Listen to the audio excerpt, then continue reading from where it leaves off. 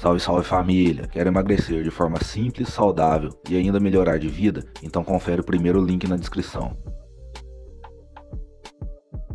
Eu li há pouco tempo o almanaque do Naval Ravikant, que é um empreendedor do Vale do Silício, indiano de origem, muito pobre, ficou muito rico, e ele faz um monte de tweets lá, pegaram e compilaram, né, os tweets dele. E teve um que me chamou muita atenção, ele falava que quase tudo na vida de bom vem de juros compostos. Relacionamento, por exemplo, não é em um encontro que vai ser bom, pode ser legal, mas se for só um, não vai ser tão legal quanto for vários, com o relacionamento ficando mais profundo. Academia, você vai um dia, malha, e no final do dia você tá igual, tá gordo ou magro igual, só que é um gordo ou magro dolorido ainda, inflamado. Investimento também, você faz em um dia, não muda nada, mas se você faz essa atividade corriqueira, mesmo que o ambiente seja nada corriqueiro, dia após dia, você vai ver uma grande recompensa lá na frente. Tem um economista, o Paul Samuelson, que ele falava que investir deveria ser tão legal quanto assistir a tinta secar ou a grama crescer. E é extremamente monótona a atividade, mas depois de um longo prazo você vai ver resultados. E é só isso mesmo, é só ter a rotina e fazer as coisas constantemente. E tudo que a gente tá falando aqui, tem certeza que o pessoal tá ouvindo? Nossa, mas é óbvio. E por que vocês acham que mesmo sendo óbvio, o óbvio ululante, como você falou, e mesmo tendo tanta informação hoje em dia, por que se perguntar para uma pessoa que acompanha a informação na internet, ela sabe, tá, para ter uma vida mais saudável é dormir cedo, é me alimentar melhor, evitar junk food, né, comida extremamente industrializada, é treinar, é tomar um pouco de sol, porque mesmo sabendo de tudo, o pessoal não faz. Porque a Malu tocou num ponto crucial para aquilo que a gente está trabalhando, né? E uma das coisas que eu e o Wesley a gente estava conversando hoje, não confunda com desejo com novidade. O cérebro humano ele tem uma necessidade de novidade, a novidade encanta.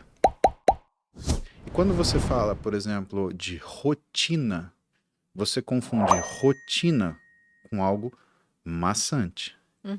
Bom, aquilo que você estava falando, que era a questão da novidade, para nós é importante entender que a alta performance, ela nunca é um exagero, Malu. A alta performance é um equilíbrio. Você nunca passa do ponto. Quer ver? Vamos usar uma coisa bem sensível, né? E que eu acho que é mais fácil das pessoas imaginarem. Pelo menos aquelas que têm uma vida sexual saudável. Né? Quando a pessoa está no meio de uma relação sexual, ela pega o WhatsApp? Não deveria. A gente espera que não. Uma relação sexual saudável se isso acontecesse. Lá no meu Instagram, a gente descobriu que o povo gosta de transar. Posso falar essas coisas que eu tô no meu podcast. Gosta de transar durante o jogo da seleção. Fala, gente, e não dá sorte, tá? Quando transa no meio não dá sorte. A bola que entra errada. E o povo fica olhando o jogo enquanto não faz sentido. Pegar o WhatsApp eu entendo se for pra filmar alguma coisa. Tô brincando, né? Aí você tá querendo mandar pra alguém, né? Aí, cara, já é... Não, OnlyFans, é outras épocas. Jesus amado. Sim, bom, voltando, desculpa. Mas, não, imagina. A gente precisa raciocinar, porque muita gente deve fazer isso, né? Você sabe que outro dia no banho... Ou seja, né, performance ruim. Um cara mandou uma mensagem, eu e minha namorada, a gente tá aqui, enquanto você tá no banho. Eu falei, não, filha, desliga. Desliga. E me manda a sua fotinha pra eu saber, porque se você encontrar na rua é capaz, eu sou seu fã, aí junta que nem cachorrinho. Que diabo é isso, né? Eu já vou saber quem é, né? Mas quando a gente fala de performance, a gente fala de equilíbrio, ele é muito parecido com a relação sexual, porque para você ter a finalização da relação sexual, você ter o orgasmo, você precisa ter, você tem que estar, exato, atenção plena, você tem que estar ali e naquele momento. E principalmente para ser uma coisa satisfatória para os dois, isso é uma leitura de comportamento onde existe uma intimidade que permite o que é o reconhecimento de um e de outro durante essa relação, que exista uma troca onde as pessoas consigam desenvolver sincronicidade. Sim. Por isso que cumplicidade é uma coisa tão importante em relacionamentos. E por isso que muita gente que está solteiro tem aquela síndrome do sábado à tarde, né? Que é o quê? Tá sozinho. Ai, meu Deus. Triste. Eu queria estar casado. E às vezes é por isso que algumas pessoas têm algumas insatisfações no casamento. Por quê? Porque elas têm a rotina, mas a sincronicidade ela se perdeu. Então a gente tem que entender que a performance, ela mora nesse equilíbrio, ela mora nessa... que na realidade é um equilíbrio dinâmico. E que a gente tem que dosar o que é a novidade, onde ela consiga intensificar o equilíbrio como um todo, e não simplesmente perturbar um lado. Descansar é bom, Fica descansando todo dia pra você ver. Ah, mas eu preciso de férias. Tá bom, o que acontece depois de 10 dias que você tá nas suas férias? Você começa a querer trabalhar. Sabe que você começa a querer trabalhar? Porque se você tivesse aquele descanso proporcional quando você tá trabalhando, você teria todas as ideias trabalhando e não quando você tá de férias. Você já sentiu aquele gap que a gente tem? Primeiro a gente chega nas férias, o trabalho ele tá com a gente, então você tá a 1000 por hora. Aí quando você começa a descansar, o que as pessoas falam? Ah, você já tá sentindo falta do trabalho, né? Não é que você tá sentindo falta do trabalho, é que tudo aquilo que é a sua criatividade, que vem por conta daquilo que é o ócio produtivo, quando você tá ocioso, né? Isso vem quando você descansou. Então, quando o Wesley ele fala assim, gente, tem que descansar, tem que dormir. O que ele está falando? Ele está falando, se você virar um cansado diário, você vira um cansado cronicamente. Você não vai ter boas ideias, você não vai ter boas saídas. E aí tem mais uma coisa que eu chamo a atenção. Isso daqui não deixou mais a gente ter ócio. É verdade. Você está sempre conectado, você está sempre trabalhando. E quando você está sempre trabalhando, sabe o que você mata? A sua criatividade.